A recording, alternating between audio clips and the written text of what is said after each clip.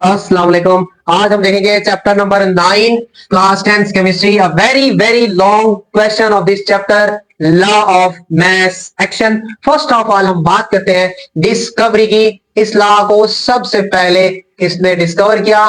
दो scientist chemist थे, एक का नाम था गुलबर्ग। गुलबर्ग। आपने एक बात याद रखनी, very important here, D is silent, so क्या पढ़ेंगे हम इसे? Gulberg. And second one is weak. Vague, WAAGE, in 1869 put forward this law. Put forward का मतलब है पेश करना। इन दोनों ने इन 1869 में लॉ ऑफ मास एक्शन को पेश किया। Second important heading that is a statement कि लॉ ऑफ मास एक्शन क्या होता है? The rate at which substance reacts, the rate at which substance reacts, वो रेट जिस पर कोई चीज रिएक्ट करती है, at which substance reacts is directly proportional to its active mass, is directly proportional to its active mass.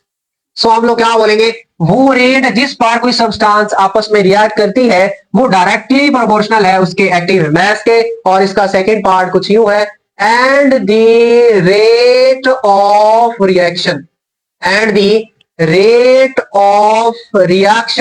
Is directly proportional, and the rate of reaction is directly proportional to the product of its active masses, to the product of active masses of reacting substances, to the product of active masses of the reacting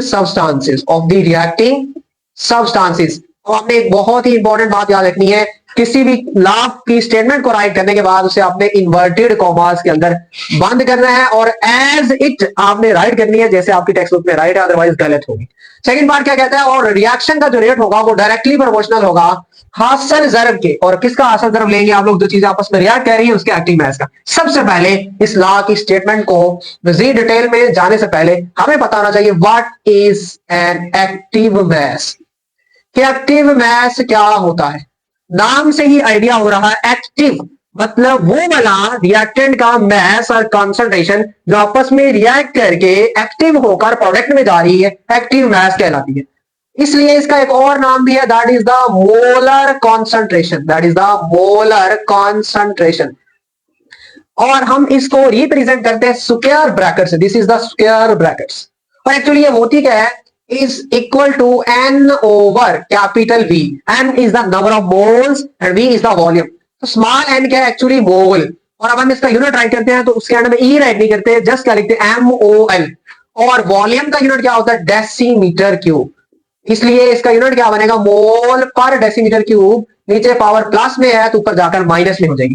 तो इसलिए हम इसे active mass का नाम दें square brackets molar concentration और mole पर decimetre cube. इसका हम लोग क्या लेंगे? एक ही मतलब लेंगे। अब हम बात करते हैं एक जनरल रिएक्शन की और फिर हम वहां से क्या लेंगे? इसकी मैथमेटिकली फॉर्म। अभी हम एक जनरल रिएक्शन राइट करके उस पे ये लॉ अप्लाई करके तो हम सारी बातें डिटेल के साथ देखते हैं। So this is the general reaction के कैपिटल ए एक रिएक्टेंट है, फिर कैपिटल बी के साथ रिएक्ट किया, फॉरवर्ड रिएक्शन हुआ और हमारे पास प्रोडक्ट बने C+D। फिर दोबारा प्रोडक्ट ने आपस में रिएक्ट किया, वो रिएक्टेंट में आए तो हमने उसे नाम क्या दिया? रिवर्स रिएक्शन का। क्या नाम दिया? रिवर्स रिएक्शन का। तो अभी जरा देखें इसका पार्ट देखें, the rate at which a substance reacts. तो ये हमारे पास सब्सटेंस है, रिएक्टिंग सब्सटेंसेस है, इनका रेट ऑफ रिएक्शन है वो डायरेक्टली प्रोपोर्शनल है इनके प्रोडक्ट्स के हासिल ज़रब के। और किसका? एक्टिव मास का हासिल ज़रब। अब देखिए रेट ऑफ फॉरवर्ड रिएक्शन, जब हमारे पास फॉरवर्ड रिएक्शन होगा तो रेट ऑफ फॉरवर्ड रिएक्शन ये डायरेक्टली रिलेट करेगा एक रिएक्टिंग सब्सटेंस और बी रिएक्टिंग सब्सटेंसेस के हासिल ज़रब के। और हासिल ज़रब हमने क्या लेना है? एक्टिव मास का, मोलर कंसंट्रेशन का भी लेना है। अब this sign is called the proportionality sign और ये square bracket is the molar concentration of A and B. अब हमने क्या करना है? रेट को हम लोग रिप्रेजेंट करते हैं कैपिटल आर से और फॉरवर्ड रिएक्शन को हम लोग स्मॉल एफ से। और इस प्रोपोर्शनैलिटी साइन को खत्म करने के बाद हम यहाँ कांस्टेंट लगाएंगे, एक कांस्टेंट, और उसे हम रिप्रेजेंट करते हैं के एफ से। अब ये क्या होता है? Specific rate constant of the forward reaction, specific rate constant of the forward reaction. इसलिए यहाँ आर एम एफ हम राइट करते हैं, रेट ऑफ फॉरवर्ड रिएक्शन को रिप्रेजेंट करेगा, यहाँ के F specific rate constant for the forward reaction. और यहाँ हमारे पास क्या आएगा? ए की मोलर कंसंट्रेशन एंड बी की मोलर कंसंट्रेशन। तो ये हमारे पास क्या बन गया? Equation number 1, very important. तो हमने इस इक्वेशन नंबर 1 में एक्चुअली फॉरवर्ड रिएक्शन जो है वो डिस्कस किया। अब हम बात करते हैं रिवर्स रिएक्शन की। तो अब देखिए रिवर्स रिएक्शन का रेट जो है, रेट ऑफ रिवर्स रिएक्शन का प्रोडक्ट हमारे रिएक्टेंट में कन्वर्ट हो गए, तो ये भी रिएक्टिंग सब्सटेंसेस बनेंगे, ये रिएक्ट करके इसमें आएंगे, इसलिए रेट ऑफ रिएक्शन इनके हासिल ज़रूर की क्या होगा? डायरेक्टली प्रोपोर्शनल होगा, साथ में एक्टिव मास भी हम डिवाइड करेंगे। So rate of reverse reaction, rate of reverse reaction is directly proportional with what? Product जो हमारी रिएक्टिंग सब्सटेंसेस हैं उनका आपने क्या लेना? हासिल ज़रूर। ये हासिल ज़रूर, और हासिल ज़रूर आपने किसका लेना? एक्टिव मास का, मोलर कंसंट्रेशन का साथ साथ। अब आपको पता है रेट को रिप्रेजेंट करते हैं कैपिटल आर से, और रिवर्स रिएक्शन के लिए स्मॉल आर।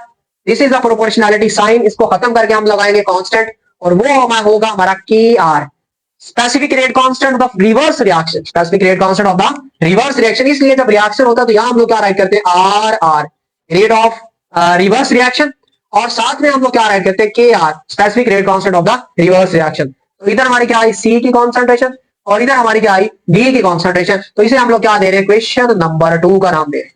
तो अब क्या है? This is the molar concentration of C and this is the molar concentration और मोल पर डेसिमल क्यूब ऑफ डी। और देखिए जरा, फिर हमारी रिएक्टेंट प्रोडक्ट में, प्रोडक्ट हमारी रिएक्टेंट में, reaction so on going to take place. एक पॉइंट ऐसा आएगा जब हमारे पास रेट ऑफ फॉरवर्ड रिएक्शन बराबर हो जाएगा रेट ऑफ रिवर्स रिएक्शन के, उसे हम लोग नाम देंगे इक्विलिब्रियम कांस्टेंट का। जहां rate of forward reaction rate of reverse reaction के बराबर हो जाता है, जब हमारी लेफ्ट साइड बराबर हो जाएगी तो ऑटोमेटिकली राइट साइड भी जो है वो क्या हो जाएगी? बराबर हो जाएगी। तो इसलिए हमारे पास ये क्या बनेगा? के एफ इज इक्वल टू ए की कॉन्सेंट्रेशन, बी की कॉन्सेंट्रेशन इज इक्वल टू के आर, सी की कॉन्सेंट्रेशन इंटू डी की कॉन्सेंट्रेशन, ये बराबर हो जाएगी। अब हमने क्या करना है? कॉन्स्टेंट्स को अलग कर लेना है और बाकी को जो है वो अलग कर लेना है। तो अब देखें हमारे कॉन्स्टेंट्स क्या है? के एफ एंड के आर। तो हमने के आर उधर लेके जाना, इधर मल्टीप्लाई हो रहा है, तो हम क्या करेंगे? इसको के आर पे डिवाइड करेंगे, इधर भी के आर पे और इधर भी के आर पे डिवाइड। ये हमारा क्या हो चुका है? कैंसिल। सो क्या बना? के एफ ओवर के आर इज इक्वल टू, तो ये इधर मल्टीप्लाई हो रहा है तो इधर क्या हो जाएगा? ये डिवाइड, और ये क्या हो जाएगा? कैंसिल हो, इधर भी डिवाइड। तुम्हारे पास ए की कॉन्सेंट्रेशन और इधर हमारे पास डी की कॉन्सेंट्रेशन। तो ऊपर क्या है? सी की कॉन्सेंट्रेशन, साथ में डी की कॉन्सेंट्रेशन ओवर ए की मोलर कॉन्सेंट्रेशन, और साथ में क्या है? बी की मोलर कॉन्सेंट्रेशन। तो अब देखें ये दो कांस्टेंट्स के दरमियान रेशियो बन चुकी है, और एक इसकी जगह हम एक और नया कांस्टेंट लगाएंगे, दैट इज के सी, जिसे हम नाम देते हैं इक्विलिब्रियम कांस्टेंट का। क्या नाम देते हैं? Equilibrium constant. और जब हमारा क्या हो जाता है? इक्विलिब्रियम एस्टेब्लिश हो जाता है, कायम हो जाता है, तब हम ये वाला कांस्टेंट यूज करते हैं। सो के सी किसके बराबर होता है? के एफ ओवर के आर। इन दोनों कांस्टेंट्स की रेशियो की होती है के सी, इसलिए जहां हमारे पास के एफ एंड के आर राइट किया हुआ वहां हम के सी राइट कर सकते हैं। सो यहां हम के सी अप्लाई करेंगे तो क्या बना? सी की कॉन्सेंट्रेशन साथ में डी की कॉन्सेंट्रेशन ओवर ए की कॉन्सेंट्रेशन, और साथ में हमारे पास क्या बन गया? बी की कॉन्सेंट्रेशन। अब देखिए हमें लॉ ऑफ मास एक्शन क्या बताते हैं? प्रोडक्ट की कॉन्सेंट्रेशन, रिलेशनशिप बिटवीन प्रोडक्ट की कॉन्सेंट्रेशन और रिलेशनशिप बिटवीन रिएक्टेंट की कॉन्सेंट्रेशन, इन दोनों की कॉन्सेंट्रेशन के दरमियान रिलेशन, और साथ में इक्विलिब्रियम कांस्टेंट के दरमियान relation. Relationship between concentration of product and reactant and equilibrium constant, ये हमें बताएगा कौन? law of mass action. So this is the very important law of this chapter. और इस नेक्स्ट लेक्चर में हम लोग देखेंगे derivation of the expression for the equilibrium constant. So stay connected with your course channel ilm.